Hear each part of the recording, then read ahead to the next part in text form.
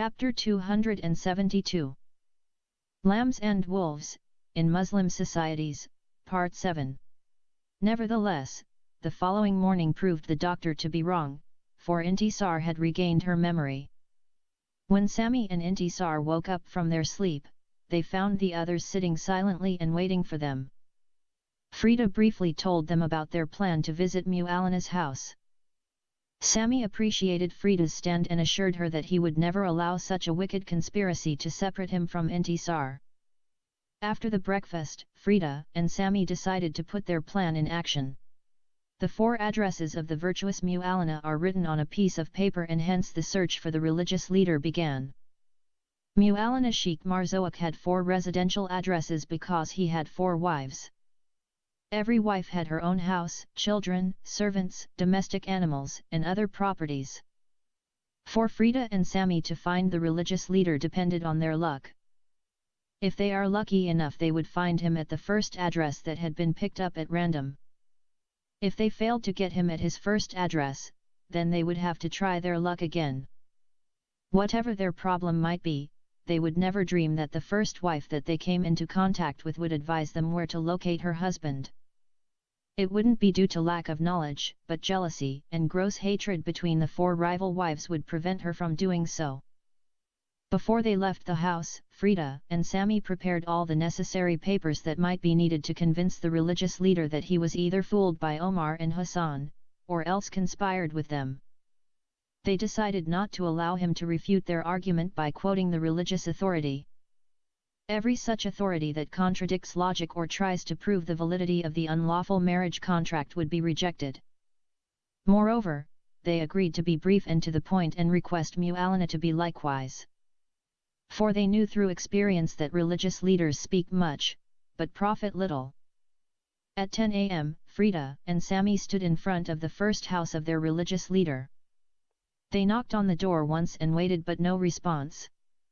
They knocked the second time and likewise no response. They tried the third time.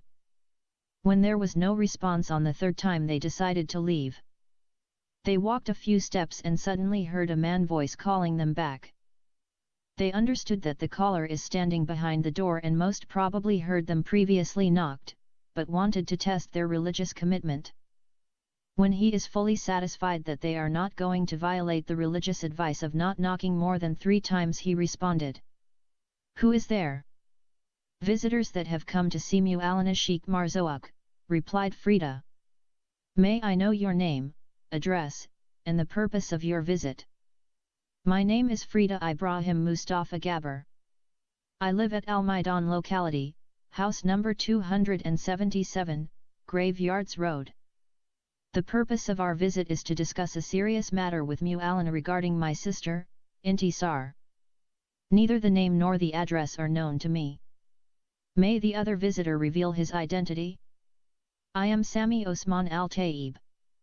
I live at Al Nasir, villa number 449, peaceful residential area, Businessmen Street.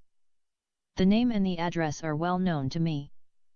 But I am very sorry to disappoint you that the virtuous Mu'alina Sheikh Marzouk is presently not at home. Would you please try his other 3 residences? Can you tell us where the virtuous Mu'alina would be found at present?" No reply. The pursuers are compelled to try their luck again. At the second house, Frida and Sami received the same interrogation and disappointment, except the concluding words are different. "The virtuous Mu'alina Sheikh Marzouk," said the watchman, "is expected to come tonight and he would be here until tomorrow evening. Would you please come tomorrow morning?" "Our matter is very urgent," said Frida, "and hence we can't wait another more day." "In that case, try the other residences of our blessed Imam." Once again Frida and Sami picked up at random another address. Fortunately, at the third residence they received a favorable reply. After the interrogation, the watchman said, "Would you please wait until I obtain the permission of our blessed Sheikh?" Frida and Sami waited for other 10 minutes before the door is finally opened to them. According to Sami's watch, the time is 5 p.m. Accordingly, 7 long hours had been spent on searching for the virtuous Mu'alina Sheikh Marzouk. The visitors are directed by the servant to the room where the virtuous man is to be found. Upon their entrance they saw the virtuous Mu'alana is sitting comfortably in an armchair and a big book is placed open on a bookstand before him. The religious leader is deeply engrossed in reading that book. In the beginning, the visitors hesitated to disturb the virtuous man. For his long beard and big turban and white dress revealed to them his inner being. But their urgent matter cannot wait until Mu'alana read the entire book. "Peace be upon you," said the visitors in unison. They repeated that phrase thrice before Mu'alana said, "And peace and mercy of the exalted Allah and his blessings be upon you." He closed his book, took his rosary, stood on his feet, and requested them to sit. "Are you Sami, the son of the good man Mr. Osman al-Tayyib?" asked Mu'alana happily. "Yes, I am."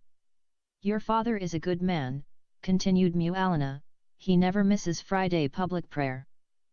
He is a great blessing for our city. He had built for our city a mosque, the women's delivery ward, the girls' high school, the religious library, the virtuous imam is suddenly interrupted by one of the visitors. "May I beg your pardon, sir," said Sami, "I know all these things. I would be glad if you don't mention them to me.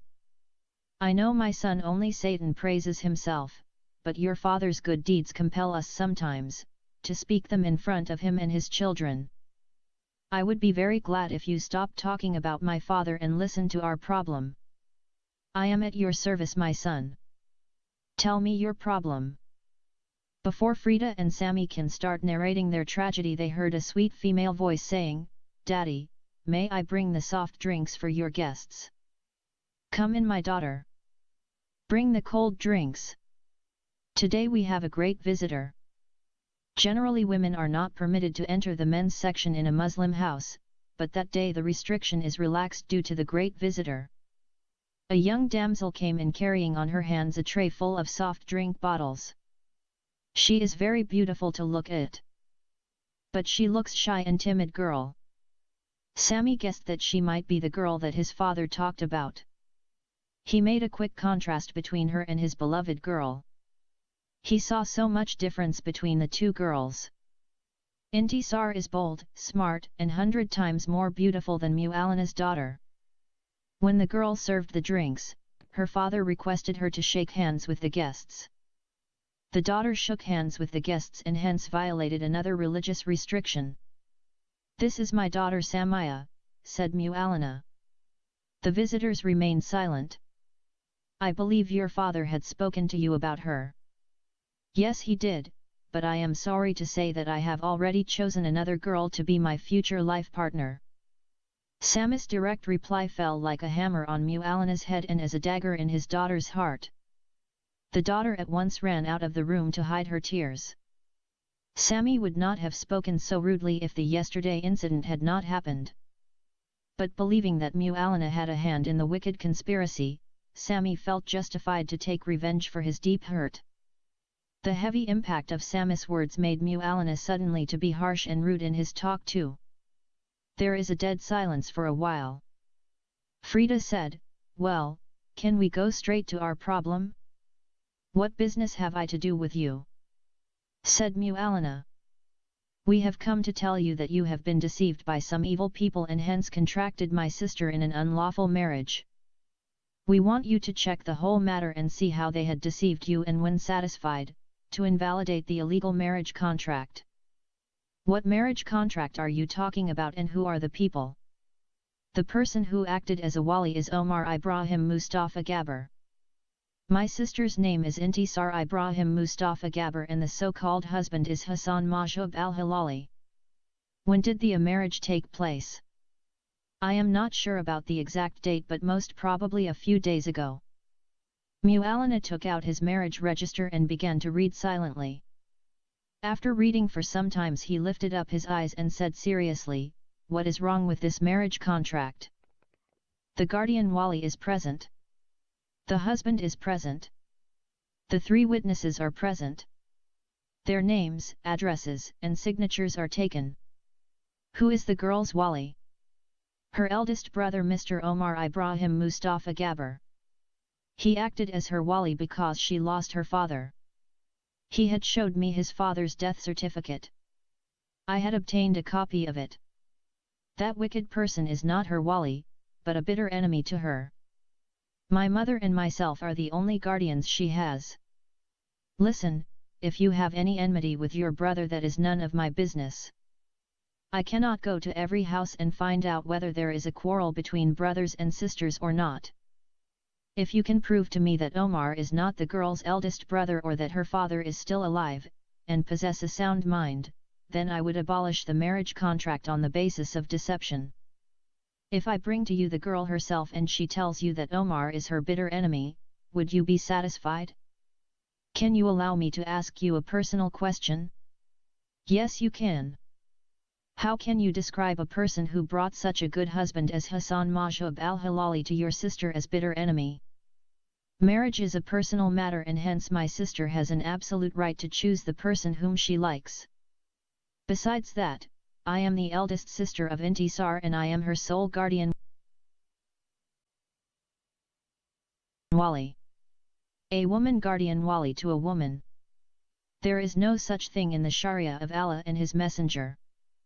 According to Shafi'i and Maliki Sharia schools, which are directly drawn from the Holy Quran and the Sunnah of our blessed Prophet Muhammad, may peace and prayers of Allah be upon him, a woman is utterly incompetent to enter into a marriage contract either herself or for another, even though her guardian should authorize her to do so.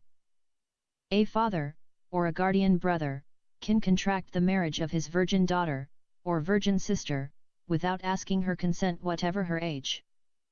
I strongly protest and reject such unfair law. How can the law of God force a girl to get married to someone she doesn't love, and that also without her prior knowledge or consent? Shouted Frida. By the way, are you a university graduate or a communist or an atheist? And that is why you are protesting against the Sharia of Allah? Yes, I am a university graduate and I am proud about it. In that case, I am sorry. I can do nothing to help you. If you have any complaint against the lawfulness of the marriage contract, you are free to go to the Sharia court. What do you mean by the marriage contract? Shouted Sami. By the marriage contract, I mean the wali, or another representative of the bride, declares her to be given in marriage to the bridegroom. This declaration is called the offer, and the bridegroom declares that he takes her as his wife. This declaration is called acceptance, and he would pay her a certain sum as dowry. If the girl doesn't accept the marriage, would you still call it as lawful? Shouted Sami again. I have contracted hundreds of girls in marriage, but I have never asked any one of them whether she is accepting the marriage contract or not. I didn't even see any one of them. Do you believe this wicked conspiracy is a lawful marriage? Screamed Sami on Mu'allana's face.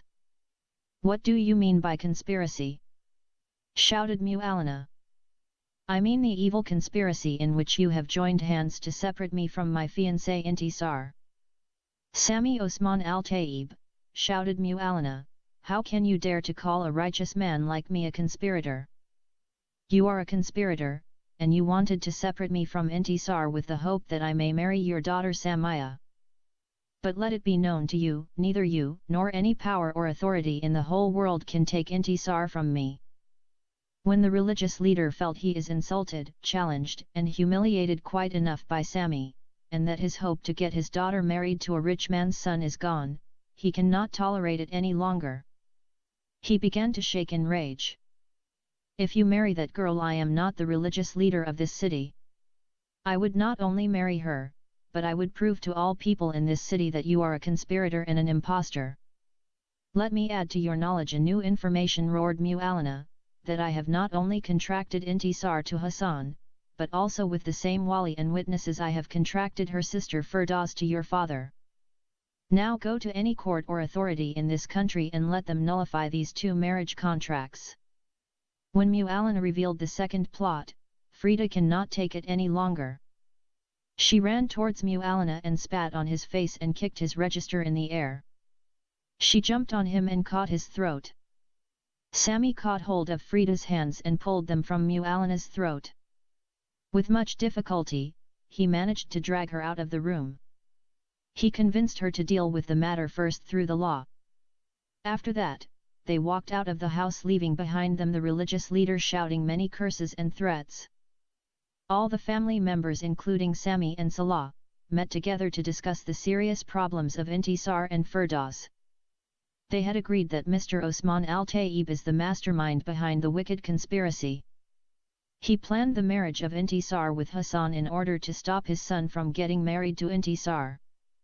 When it came to the purpose behind his marriage to Firdaus, they are not able to figure out any reason. Some said that he took advantage of Omar's willingness to sell his sisters for money. Others believed that he did that to double-block Sami from getting married to Intisar because according to Islam, a son and his father are not permitted to marry the same sisters. Nevertheless, Frida, Sami, and Salah made a vow that only if they are dead or in prison, Mr. Osman Al-Tayyib and Hassan can touch Intisar and Firdaus.